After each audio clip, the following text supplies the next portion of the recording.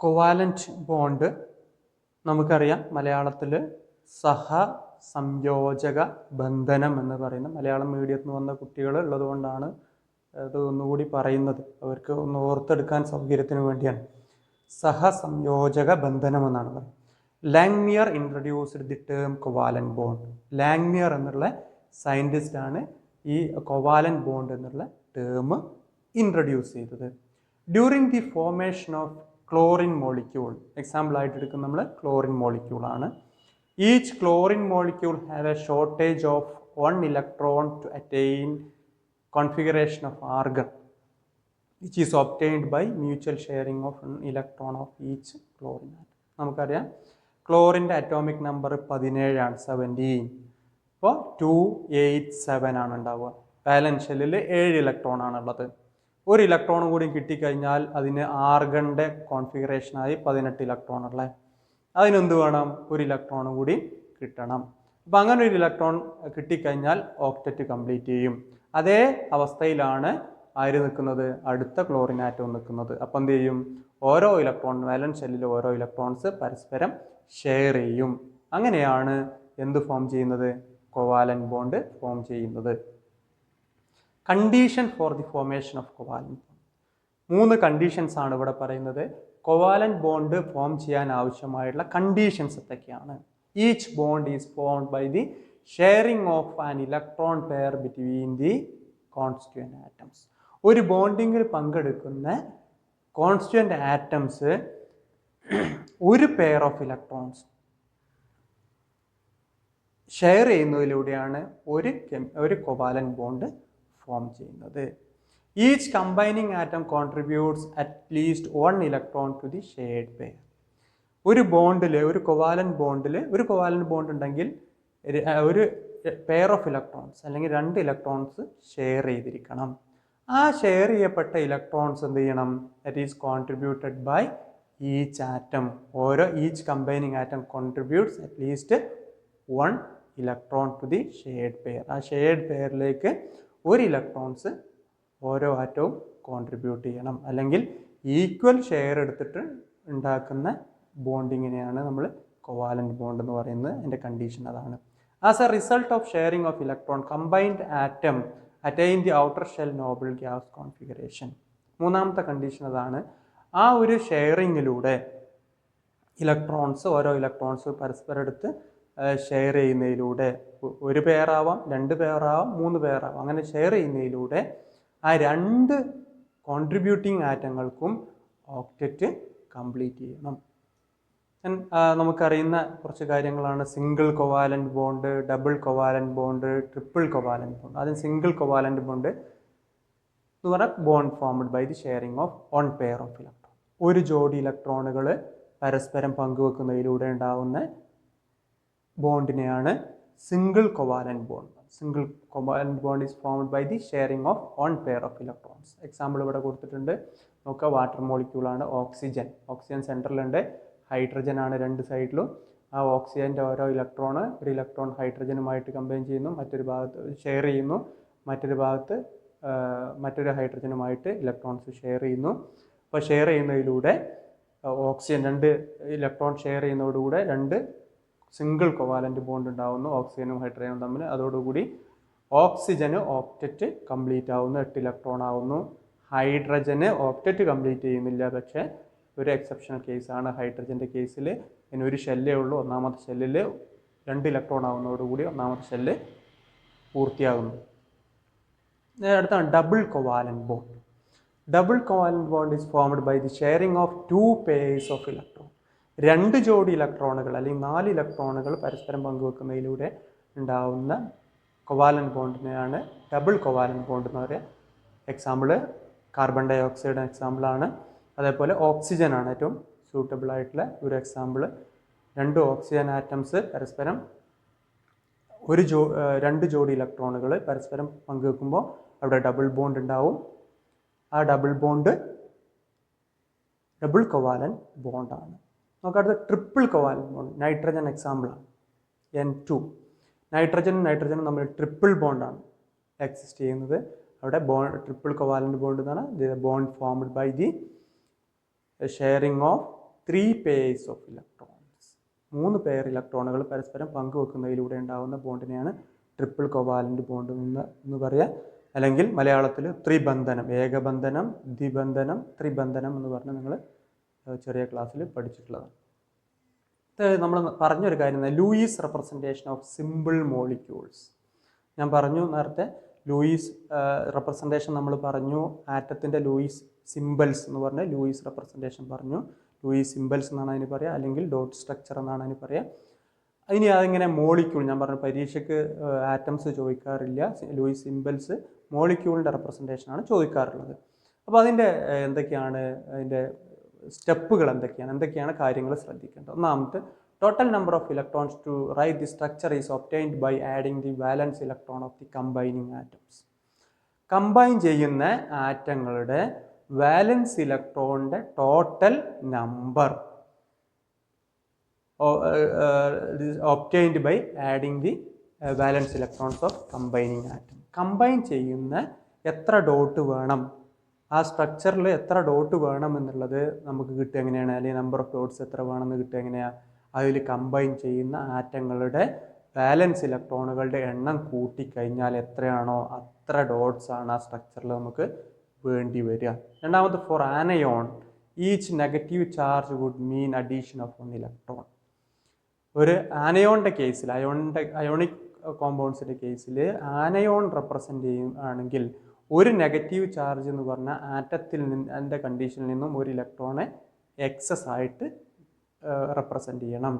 Cation ആണെങ്കിൽ each positive charge, ഒരു positive charge ആണെങ്കിൽ അവിടെ subtraction of an electron from the total number of valence electron. ആറ്റത്തിൻ്റെ valence ഇലക്ട്രോണിൻ്റെ എണ്ണത്തിൽ നിന്ന് ഒരു പോസിറ്റീവ് ആയതുകൊണ്ടാണെങ്കിൽ 1 കുറക്കണം, 2 പോസിറ്റീവ് ആണെങ്കിൽ ചാർജ് ആണെങ്കിൽ 2 എണ്ണം കുറക്കണം. അതാണ് രണ്ടാമത്തെ സ്റ്റെപ്പ്. മൂന്നാമത്തെ, knowing the chemical symbols and skeletal structure. 2 കാര്യങ്ങൾ നമുക്കറിയണം. ഒന്ന്, കെമിക്കൽ സിംബൽസ് അറിയണം, അതായത് എലമെൻസിൻ്റെ സിംബൽ നമുക്കറിയണം. രണ്ടാമത്തെ, അതിൻ്റെ സ്കെലിറ്റൽ സ്ട്രക്ചറും നമുക്ക് അറിഞ്ഞു കഴിഞ്ഞാൽ, കമ്പൈനിങ് ആറ്റത്തിന് അറിഞ്ഞു കഴിഞ്ഞാൽ can distribute the electrons as bonding shade paired between the atoms. അങ്ങനെ നമുക്ക് അതിൻ്റെ സിംബൽസ്, എലമെൻസിൻ്റെ ആറ്റത്തിൻ്റെ സിംബൽസ് നമുക്ക് കിട്ടി. അതേപോലെ നമുക്ക് സ്കെലിറ്റൽ സ്ട്രക്ചറും നമുക്ക് അറിയാമെന്നുണ്ടെങ്കിൽ ആ ഷെയ്ഡ് പെയർ ഓഫ് ഇലക്ട്രോൺസിനെ നമുക്ക്, ബോണ്ടിങ് ഷെയ്ഡ് പെയർ ഓഫ് ഇലക്ട്രോൺസിനെ നമുക്ക് ആ ആറ്റങ്ങൾക്കിടയിൽ നമുക്ക് റെപ്രസെൻ്റ് ചെയ്യാൻ പറ്റും. In general, least electron negative atom occupy the central position except water. എപ്പോഴും ലീസ്റ്റ് ഇലക്ട്രോ നെഗറ്റീവ് ആയിട്ടുള്ള ആറ്റമായിരിക്കും സെൻട്രലിൽ ഓക്യുപ്പൈ ചെയ്യുക. ഉദാഹരണത്തിന് PCl5, ഫോസ്ഫറസ് പെൻറ്റാക്ലോറൈഡ്, അതേപോലെ NF3 ഒക്കെ അതിന് എക്സാമ്പിൾസ് ആണ്.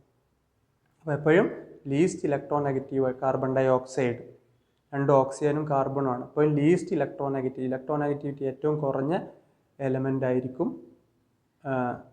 സെൻട്രൽ പൊസിഷനിൽ വരിക. അതിൽ എക്സെപ്ഷണൽ കേസ് ഉള്ളത് H2O. H2Oയിൽ ലീസ്റ്റ് ഇലക്ട്രോ നെഗറ്റീവ് ആയിട്ടുള്ളത് ഹൈഡ്രജൻ ആണ്, പക്ഷേ സെൻട്രലിൽ വരുന്നത് മോസ്റ്റ് ഇലക്ട്രോ നെഗറ്റീവ് ആയിട്ടുള്ള ഓക്സിജൻ ആണ് വരുന്നത്. ആ കൂട്ടത്തിൽ ഹൈഡ്രജൻ്റെയും ഓക്സിജൻ കമ്പയർ ചെയ്യുമ്പോൾ മോസ്റ്റ് ഇലക്ട്രോ നെഗറ്റീവ് ഓക്സിജനും ലീസ്റ്റ് ഹൈഡ്രജനാണ്. അപ്പോൾ നമ്മൾ ഈ പറഞ്ഞ കണ്ടീഷൻ പ്രകാരം വരുന്നത് ഹൈഡ്രജനാണ് സെൻട്രലിൽ വരേണ്ടത്, പക്ഷേ ഓക്സിജനാണ്. അതാണ് എക്സെപ്റ്റ് വാട്ടർ എന്ന് പറയും. Examples for Lewis structure. നമ്മൾ നേരത്തെ ലൂയിസ് സിംബൽസിൻ്റെ കാര്യങ്ങൾ നമ്മൾ പറഞ്ഞിട്ടുണ്ട്, ഒരു ആറ്റത്തെ എങ്ങനെ റെപ്രസെൻ്റ് ചെയ്യുക എന്നുള്ളതിനെ കുറിച്ച് നമ്മൾ പറഞ്ഞിട്ടുണ്ട്. അടുത്ത് എക്സാമ്പിൾസ് ഫോർ ലൂയിസ് സ്ട്രക്ചർ എന്ന് പറഞ്ഞാൽ ഒരു മോളിക്യൂളിനെ എങ്ങനെ നമുക്ക് റെപ്രസെൻ്റ് ചെയ്യാമെന്നുള്ളതാണ്. ഇവിടെ ബോർഡിൽ കൊടുത്തിട്ടുണ്ട്. ഹൈഡ്രജൻ H2 മോളിക്യൂൾ നമുക്കറിയാം. ഹൈഡ്രജൻ ആറ്റത്തിലെ നമ്മളതിൻ്റെ കണ്ടീഷൻസൊക്കെ പറഞ്ഞു. ലോൺ പെയർ വാലൻസ് ഇലക്ട്രോൺ, ഹൈഡ്രജനിൽ വാലൻസ് ഇലക്ട്രോൺ ഉള്ളത് 2 എണ്ണമാണുള്ളത്. ആ ഒരു ഹൈഡ്രജനിൽ 1 ഇലക്ട്രോൺ, അങ്ങനെ 2 ഹൈഡ്രജൻ ആറ്റത്തിൽ 2 ഇലക്ട്രോൺസ് ആണ്. അങ്ങനെ നമുക്ക് ഡോട്ടുകൾ എത്ര ഡോട്ട് വേണമെന്ന് കിട്ടി. അപ്പോൾ 2 ഡോട്ടാണ്. എലമെൻസിൻ്റെ സിമ്പിൾ നമുക്കറിയാം, ഹൈഡ്രജൻ, അത് കിട്ടി. 2 ഹൈഡ്രജൻ ആണ്, അപ്പോൾ 2 ഹൈഡ്രജൻ എഴുതണം. അതിന് ഇടയിൽ ഒരു സിംഗിൾ ബോണ്ടാണ്. അതിൻ്റെ സ്ട്രക്ചർ എന്ന് പറഞ്ഞാൽ H എന്നാണ് നമുക്കറിയാം. അപ്പോൾ നമ്മൾ ഒരു പെയർ ഓഫ് ഇലക്ട്രോൺസ്, 2 ഡോട്ടുകൾ അതിന് ഇടയിലിട്ടു. അടുത്ത മോളിക്യൂളാണ് ഓക്സിജൻ, O2. O2ൻ്റെ കേസിൽ നമുക്കറിയാം ഒരു ഓക്സിജൻ ആറ്റത്തിൻ്റെ വാലൻസ് ഷെല്ലിൽ 6 ഇലക്ട്രോണാണ്. 2 ഇലക്ട്രോൺസ് ആവുമ്പോൾ 2 ഓക്സിജൻ ആറ്റം ആവുമ്പോൾ 12 ഇലക്ട്രോൺസ് ഉണ്ടാവും. അപ്പോൾ നമുക്ക് ഡോട്ടുകളുടെ എണ്ണം കിട്ടി. ഓക്സിജൻ്റെ സിമ്പൽ O ആണ്, അവിടെ ഡബിൾ ബോണ്ടാണ്, O ഡബിൾ ബോണ്ട് O ആണ്. നമ്മൾ 2 ഓക്സിജൻ ആറ്റം എഴുതി, അതിനിടയിൽ എന്ത് എടുത്തു, 2 പെയർ ഓഫ് ഇലക്ട്രോൺസ് നമുക്ക് ഷെയർ ചെയ്യാൻ വേണ്ടി കൊടുത്തു. ബാക്കിയുള്ള ഓരോ ഓക്സിജൻ ആറ്റത്തിലുള്ള ഇലക്ട്രോണുകൾ 4 ഇലക്ട്രോണുകൾ വീതമുണ്ട്. അത് ലോൺ പെയർ അല്ലെങ്കിൽ അൺഷെയർഡ് പെയർ ഓഫ് ഇലക്ട്രോൺസ് ആയിട്ട് റെപ്രസെൻറ്റ് ചെയ്തു. ഓക്കെ, മൂന്നാമത്തെ സ്ട്രക്ചറാണ് ഓസോണിൻ്റെ സ്ട്രക്ചർ, O3. അപ്പോൾ അവിടെ നമ്മൾ 3 ഓക്സിജൻ ആറ്റം ഉള്ളത്. അതിൽ ആദ്യത്തെ 2 ഓക്സിജൻ ആറ്റങ്ങൾ തമ്മിൽ ഡബിൾ ബോണ്ടും മറ്റൊരു ഓക്സിജനുമായിട്ട് സിംഗിൾ ബോണ്ടുമാണ്. അങ്ങനെ ബോണ്ട് എക്സിസ്റ്റ് ചെയ്യുന്ന സമയത്ത് അവിടെ നമുക്ക് ഒരു പോസിറ്റീവും നെഗറ്റീവും ചാർജുകൾ കാണുന്നുണ്ട്. ഇത് ഒരു റെസൊണൻസ് സ്ട്രക്ചർ, നമ്മൾ കൂടുതൽ ഡീറ്റെയിൽഡ് ആയിട്ട് റെസൊണൻസ് സ്ട്രക്ചറിനെ കുറിച്ച് പറയുന്നുണ്ട്. എന്താണ് റെസൊണൻസ് ഹൈബ്രിഡ്, എന്താണ് റെസൊണൻസ് സ്ട്രക്ചർ എന്നൊക്കെ കൂടുതൽ പറയാം. ജസ്റ്റ് ഇത്ര മനസ്സിലാക്കി വെക്കുക. ഇത്തരത്തിലുള്ള മോളിക്യൂളുകൾ നമ്മൾ വരയ്ക്കുന്ന സമയത്ത് അവിടെ നമ്മൾ ചാർജ് റെപ്രസെൻറ്റ് ചെയ്യും. ആ ചാർജ് റെപ്രസെൻറ്റ് ചെയ്യുന്നത് അതിൻ്റെ ഫോമൽ ചാർജ് കാൽക്കുലേറ്റ് ചെയ്തിട്ടാണ്. അങ്ങനെയാണ് അവിടെ പോസിറ്റീവും നെഗറ്റീവും വരുന്നത്. അപ്പോൾ ആദ്യത്തെ ഓക്സിജൻ ആറ്റത്തിന് രണ്ടിനും 8 ഇലക്ട്രോൺ വീതമുണ്ട്. എന്നാൽ അടുത്ത ഇതിന് 6 ഇലക്ട്രോണേ ഉള്ളൂ. അപ്പോൾ അവിടെ ഒരു ബോണ്ട് എക്സിസ്റ്റ് ചെയ്യും, സിംഗിൾ ബോണ്ട് എക്സിസ്റ്റ് ചെയ്യുന്നുണ്ട്. ആ എക്സിസ്റ്റ് ചെയ്യുമ്പോൾ അവിടെ ഒരു ചാർജ് ഡിഫറൻസ് എക്സിസ്റ്റ് ചെയ്യും. ആ ചാർജാണ് നമ്മൾ എന്തിൽ കാണിക്കുന്നത്, ഫോമൽ ചാർജിൻ്റെ അടിസ്ഥാനത്തിൽ കാണിക്കുന്നത്. അടുത്ത എന്താണ് ഫോമൽ ചാർജ് നോക്കാം. നമ്മൾ നേരത്തെ പറഞ്ഞ ഫോമൽ ചാർജ്. അപ്പോൾ ഒരു സ്ട്രക്ചർ വരയ്ക്കുന്ന സമയത്ത് അതിൻ്റെ സ്റ്റെബിലിറ്റി ഡിപ്പെൻഡ് ചെയ്യുന്ന, അല്ലെങ്കിൽ സ്റ്റെബിലിറ്റി ഈ ഫോമൽ ചാർജിൻ്റെ അടിസ്ഥാനത്തിലാണ് നമ്മൾ പറയുന്നത്. നമുക്ക് എന്താണ് ഫോമൽ ചാർജ്? ഓരോ ആറ്റത്തിനും, ഒരു സ്ട്രക്ചറിലെ ഓരോ ആറ്റത്തിനുമാണ് നമ്മൾ ഫോമൽ ചാർജ് കാൽക്കുലേറ്റ് ചെയ്യുന്നത്. Formal charge on atom in a Lewis structure is equal to total number of valence electron in the atom. ഒരു ആറ്റം ഫ്രീ ആയിട്ട് നിൽക്കുന്ന സമയത്ത് അതിൻ്റെ വാലൻസ് ഷെല്ലിൽ എത്ര ഇലക്ട്രോൺ ഉണ്ട് minus total number of non bonding അല്ലെങ്കിൽ ലോൺ പെയർ ഓഫ് ഇലക്ട്രോൺസ്.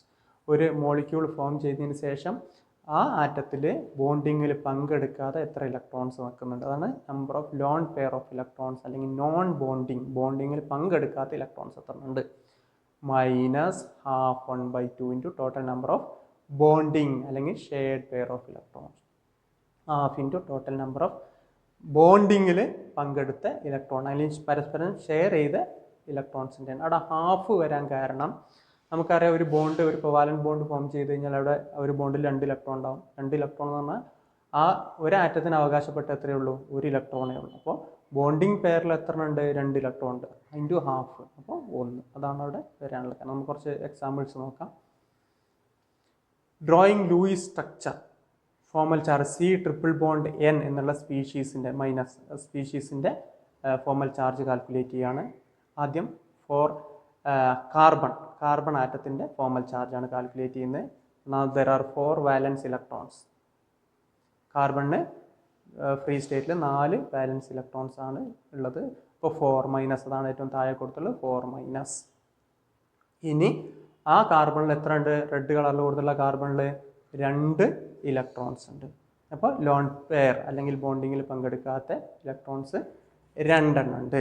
അപ്പോൾ 4-2 minus ½ into shared pair of electrons അല്ലെങ്കിൽ total number of shared pair of electron. ഇവിടെ എത്ര ബോണ്ട് ഉണ്ട്, 3 ബോണ്ട് ഉണ്ട്. 3 ബോണ്ടാണ്, ഒരു ബോണ്ടിൽ 2 ഇലക്ട്രോൺ ആണ്. 3 ബോണ്ടിൽ 6 ഇലക്ട്രോൺ ഉണ്ടാവും.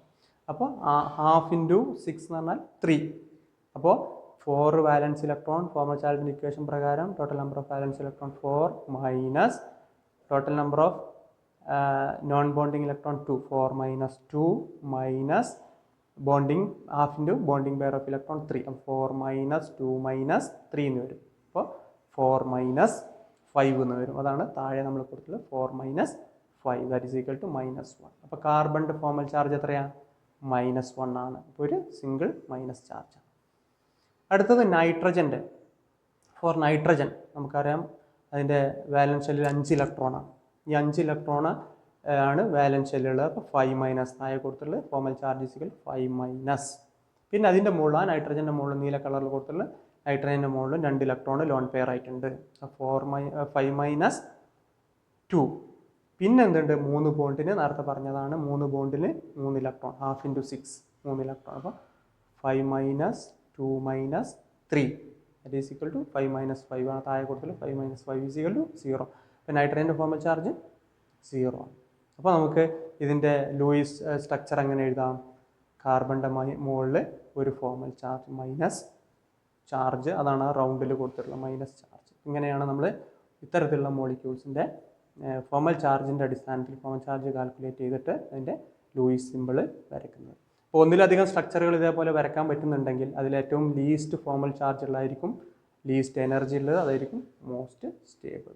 നമുക്ക് ഒരു എക്സാമ്പിൾ കൂടി നോക്കാം. നമുക്ക് ഓസോണിൽ 3 ഓക്സിജൻ ആറ്റമാണ് ഉള്ളത്. നമുക്കതിൽ നമ്മൾ 1, 2, 3 നമ്പർ ചെയ്തിട്ടുണ്ട് ഈ ഓക്സിജൻ ആറ്റംസ്. അതിൽ ഒന്നാമത്തെ 1 എഴുതിയ ഓക്സിജൻ്റെ ഫോർമൽ ചാർജാണ് ആദ്യം കാൽക്കുലേറ്റ് ചെയ്യുന്നത്. ഓക്സിജൻ നമുക്കറിയാം വാലൻസ് ഷെല്ലിൽ 6 ഇലക്ട്രോൺസ് ആണ്. 6 മൈനസ് അതിൻ്റെ മുകളിൽ 2 ഇലക്ട്രോൺസ് ആണ് ബോണ്ടിങ്ങിൽ പങ്കെടുക്കാതെ ഇരിക്കുന്നത്. അപ്പോൾ 6 മൈനസ് 2 മൈനസ് ഹാഫ് ഇൻറ്റു അവിടെ 3 ബോണ്ടുകൾ, ഒരു സൈഡിലേക്ക് 2 ബോണ്ടും ഒരു സൈഡിലേക്ക് 1 ബോണ്ട്, അങ്ങനെ 3 ബോണ്ട് ആകുമ്പോൾ 6 electrons. Then half into 6 that is equal two plus 1 എന്നാണ് അതിൻ്റെ ചാർജ്. അതുകൊണ്ടാണ് അതിൽ സെൻട്രൽ ഓക്സിജൻ ആറ്റത്തിൽ പോസിറ്റീവ് ചാർജ് കാണിക്കാനുള്ള കാരണം. ഇനി രണ്ടാമത്തേതാവുമ്പോൾ രണ്ടാമത്തെ മാർക്കഡ് 2 നമ്പർ കൊടുത്ത ഓക്സിജൻ ആണെങ്കിൽ അവിടെ 6 ആണ് വാലൻസ് ഇലക്ട്രോണ് മൈനസ് അവിടെ 2 pair of electron 4 electrons non ബോണ്ടിങ്ങിൽ പങ്കെടുക്കാതെ ഉണ്ട്. അപ്പോൾ 6 മൈനസ് 4 ഇൻറ്റു ഹാഫ്. അവിടെ ഡബിൾ ബോണ്ടാണ് 2 ഓക്സിജൻ ആയിട്ടുള്ളത്. ഒന്നാമത്തെ ഓക്സിജൻ രണ്ടാമത്തെ ഓക്സിജൻ നമ്മൾ ഡബിൾ ബോണ്ടാണുള്ളത്, അതുകൊണ്ട് അവിടെ 4 ഇലക്ട്രോൺസ് ഉണ്ടാവും. ആൻഡ് 6 മൈനസ് 4 മൈനസ് 2 എന്നുണ്ടാവും. That is 6 minus 6 is equal to 0. അതുകൊണ്ടാണ് 2 നമ്പർ കൊടുത്ത ഓക്സിജൻ്റെ മുകളിൽ ചാർജ് ഒന്നുമില്ല, 0 ആണ്. 3 നമ്പർ കൊടുത്ത ഓക്സിജൻ്റെ മുകളിലാണെങ്കിലോ അവിടെ 6 ആണ് വാലൻസ് ഇലക്ട്രോൺ മൈനസ് അവിടെ 6 ഇലക്ട്രോൺ ഉണ്ട്, 6 മൈനസ് ഹാഫ് ഇൻറ്റു സിംഗിൾ ബോണ്ടാണുള്ളത് 2 ഇലക്ട്രോൺ. ദെൻ 6 മൈനസ് 6 7 6 മൈനസ് 7 എന്ന് വരും, അല്ലെങ്കിൽ 6 മൈനസ് 6 മൈനസ് 1 ഈ 6 മൈനസ് 7 ഈക്വൽ ടു മൈനസ് 1. അതുകൊണ്ടാണ് അവിടെ ആ മൂന്നാമത്തെ ഓക്സിജൻ്റെ മുകളിൽ -1 എന്നുള്ള ചാർജ് റെപ്രസെൻറ്റ് ചെയ്യുക. അപ്പോൾ നേരത്തെ കണ്ട ആ ലൂയിസ് സ്ട്രക്ചറിൽ നമ്മൾ അവിടെ ഒരു പോസിറ്റീവും നെഗറ്റീവും വരാനുള്ള ഇത്തരത്തിൽ ഫോർമൽ ചാർജ് കാൽക്കുലേറ്റ് ചെയ്ത. And generally the lowest energy structure is the one with smallest formal charge on the atom. ആറ്റത്തിൽ ഏറ്റവും കുറഞ്ഞ ഫോർമൽ ചാർജുള്ള സ്ട്രക്ചർ ആയിരിക്കും least energy structure, most stable structure. നേരത്തെ പറഞ്ഞതാണ്. Formal charge factor based on pure covalent view of bonding in which electron pairs are shared equally by neighboring atoms. ഈ formal charge calculate ചെയ്യുന്നത് അവിടെ ഉണ്ടായിട്ടുള്ള covalent bond pure covalent bond ആണെന്നുള്ളതും അല്ലെങ്കിൽ ആ sharing of electrons എന്താണ് neighbouring ആറ്റവുമായിട്ട് ഈക്വലായിട്ട് ഷെയറിങ് നടന്നിട്ടുണ്ട് എന്നുള്ളതിൻ്റെയും അടിസ്ഥാനത്തിലാണ് നമ്മൾ ഈ ഫോർമൽ ചാർജിൽ കാൽക്കുലേറ്റ് ചെയ്യുന്നത് അല്ലെങ്കിൽ നമ്മൾ കൺസിഡർ ചെയ്യുന്നത്. അടുത്ത് ഓക്ടറ്റ് റൂൾ നമ്മൾ പഠിച്ചു. ഇനി അടുത്ത ഓക്ടറ്റ് റൂളിൻ്റെ ലിമിറ്റേഷൻസ് ആണ്. എന്തൊക്കെയാണ് ഓക്ടറ്റ് റൂളിൻ്റെ ലിമിറ്റേഷൻസ്? അതിലൊന്നാമത്തെ limitation incomplete octet on the central atom അല്ലെങ്കിൽ incomplete octet of the central atom.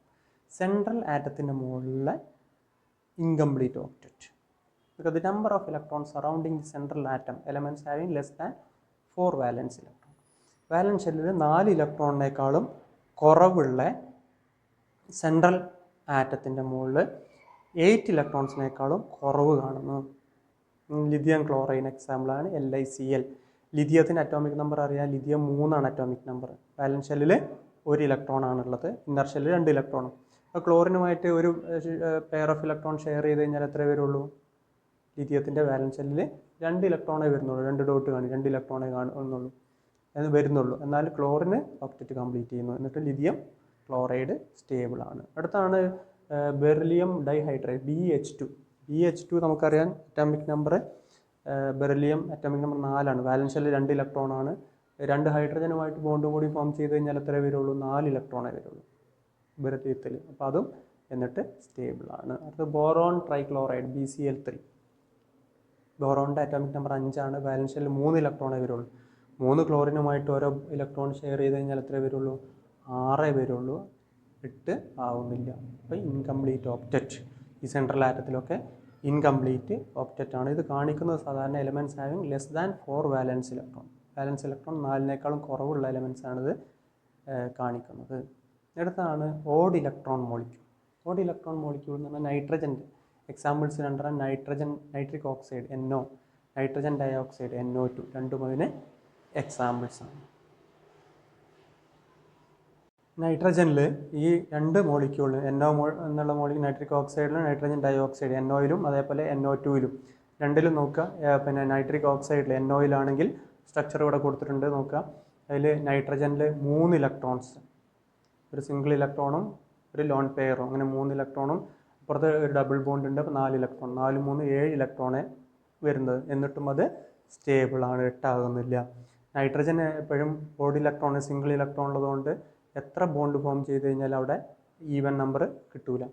അപ്പോൾ നമുക്ക് അടുത്ത് നൈട്രജൻ ഡയോക്സൈഡ് NO2 സെൻട്രൽ ആറ്റത്തിൽ ഒരു സിംഗിൾ ഇലക്ട്രോൺ മാത്രമാണുള്ളത്. പിന്നെ ഒരു സൈഡിലേക്ക് 2 ബോണ്ടും മറ്റൊരു സൈഡിലേക്ക് 1 ബോണ്ടും, അങ്ങനെ മൊത്തം 6 ഇലക്ട്രോൺസ് ബോണ്ടിങ്ങിലും പിന്നെ ഒരു സിംഗിൾ ഇലക്ട്രോൺ. അപ്പോഴും അവിടെ നൈട്രജനിൽ 7 മാത്രമേ വരുന്നുള്ളൂ, അവിടെയും ഒക്റ്ററ്റ് കംപ്ലീറ്റ് ചെയ്യുന്നില്ല. മൂന്നാമത്തതാണ് expanded octet. Elements in and beyond the third of periodic table. Periodic ടേബിളിലെ മൂന്നാമത്തെ പീരീഡും അതിന് ശേഷവും വരുന്ന എലമെൻറ്റ്സിൽ 3s 3p 3d orbitals available ആണ് for bonding. Therefore, elements like phosphorus and sulfur has more than 8 valence electrons around the central atom. Periodic ടേബിളിലെ period 3ഉം അതിന് ശേഷമുള്ള എലമെൻറ്റ്സിലൊക്കെ 3s 3p 3d ഈ 3 ഷെല്ലുകളും ബോണ്ടിങ്ങിന് അവൈലബിൾ ആണ്. അപ്പോൾ ഫോസ്ഫറസ് സൾഫർ പോലുള്ള എലമെൻറ്റ്സ് അതിൻ്റെ വാലൻസ് ഷെല്ല് 5ൽ കൂടുതൽ ഇലക്ട്രോൺസ് ഉള്ള കോമ്പൗണ്ട്സ് ആണ് ഫോം ചെയ്യുന്നത്. നമുക്ക് അതിന് എക്സാമ്പിൾ ഇവിടെ കൊടുത്തിട്ടുണ്ട്. PF5 അല്ലെങ്കിൽ PCl5 രണ്ടും അതിന് എക്സാമ്പിളാണ്. ഫോസ്ഫറസ് പെൻറ്റാഫ്ലോറൈഡ് അല്ലെങ്കിൽ ഫോസ്ഫറസ് പെൻറ്റാക്ലോറൈഡ്. നമുക്ക് ആ ഫോസ്ഫറസിന് ചുറ്റും 5 ബോണ്ടുകളാണുള്ളത്. 5 ബോണ്ട്, ഒരു ബോണ്ടിൽ 2 ഇലക്ട്രോൺ ആയാൽ 5 ബോണ്ടിൽ 10 ഇലക്ട്രോണായി. 10 ഇലക്ട്രോൺ ആണ് അപ്പോൾ ഫോസ്ഫറസ് ഉള്ളത്. എന്നിട്ടും ഫോസ്ഫറസ് പെൻറ്റാക്ലോറൈഡും പെൻറ്റാഫ്ലോറൈഡൊക്കെ സ്റ്റേബിളാണ്. ഇതിൽ നമുക്ക് ഈ ഒരു സ്ട്രക്ചർ തന്നെ നമുക്ക് ലൂയിസ് സ്ട്രക്ചറായിട്ടും വരയ്ക്കാം. ഈ വരക്ക് പകരം ഓരോ ഡോട്ടുകൾ നമ്മൾ ഷെയർ ചെയ്ത് കഴിഞ്ഞാൽ അത് ലൂയിസ് സ്ട്രക്ചറുമായി. അതേപോലെ മറ്റൊന്ന് സൾഫർ ഹെക്സാഫ്ലൂറൈഡ് SF6. അതിൽ സൾഫറിന് ചുറ്റും 6 ബോണ്ടുകളാണുള്ളത്. അപ്പോൾ 6 × 2 12 ഇലക്ട്രോൺസ് സൾഫറിന് ചുറ്റും എക്സിസ്റ്റ് ചെയ്യുന്നുണ്ടാവും. അതും ഒക്റ്ററ്റിനേക്കാൾ കൂടുതലാണ്. എന്നിട്ടും ആ മോളിക്യൂള് സ്റ്റേബിളാണ്.